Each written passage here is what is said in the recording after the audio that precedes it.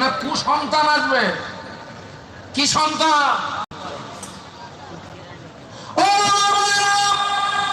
ইমাম শাফি রাহমাতুল্লাহ আলাইহির বাড়িতে এসে ওযু করে 2 রাকাত শুকরিয়ার নামাজ আদায় করে নামাজের পাটিতে বসে দোয়া চান, আল্লাহ পাক আমার স্বপ্ন যেন সফল হয়, আল্লাহ পাক আমার স্বপ্ন যেন পূরণ হয়।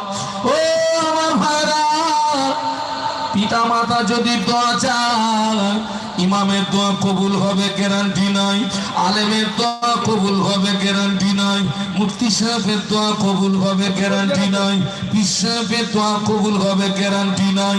আলেমের দোয়া, ইমামের দোয়া, মুফতি সাহেবের দোয়া, পীর সাহেবের দোয়া, আল্লাহ পাকের দরবারে যেতে গেলে কিছু পর্দা পেরিয়ে যাবে তার কোনো গ্যারান্টি নাই।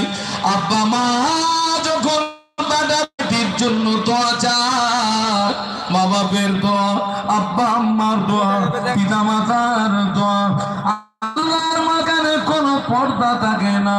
মা বাপের দোয়া, আব্বা আম্মার দোয়া, পিতা মাতার দোয়া সরাসরি আল্লাহ পাকের দরবারে কবুল হয় না।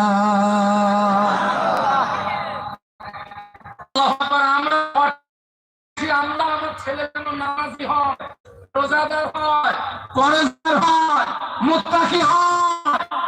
আমরা এই দোয়া করি না।